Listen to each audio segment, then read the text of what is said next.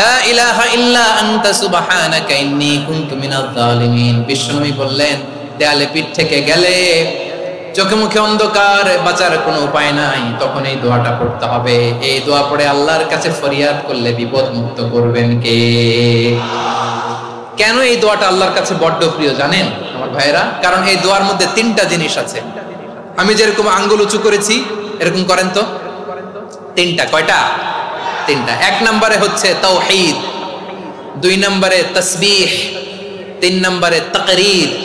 I repeat, আবারও বলছি, এক নম্বরে তাওহীদ, দুই নম্বরে তাসবিহ, তিন নম্বরে তাকরীর। এই দোয়াটা আল্লাহর কাছে এত পছন্দনীয় কারণ এই দোয়ার প্রথম অংশে আছে তাওহীদ, আল্লাহর একত্ববাদের ঘোষণা। লা ইলাহা ইল্লা আনতা, ও আল্লাহ, আপনি ছাড়া কোনো ইলাহ নাই, উপাস্য নাই। এই কথা বললে আল্লাহ বড্ড খুশি হয়ে যায়। সুবহানাল্লাহ পড়েন। এই দোয়ার দ্বিতীয় অংশে আছে তাসবিহ, মানে আল্লাহর প্রশংসা, প্রশংসা সূচক বাণী।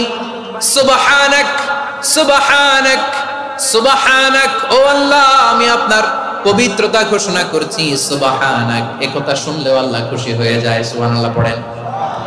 এই দোয়ার তৃতীয় অংশে আছে তাকরীর, তাকরীর মানে পাপের স্বীকৃতি।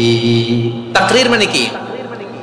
তাকরীর মানে পাপের স্বীকৃতি। এই দোয়ার তৃতীয় অংশে আছে ইন্নী কুনতু মিনাল জালিমিন, ও আল্লাহ, আমি জালিমদের অন্তর্ভুক্ত। আল্লাহ, আল্লাহ, আমি জালেম, আল্লাহ, আমি ভুল করেছি, অন্যায় করেছি, আল্লাহ, আমি জালেমদের অন্তর্ভুক্ত। এই পাপের স্বীকৃতি, অ্যাকনলেজমেন্ট আল্লাহ বড্ড পছন্দ করে।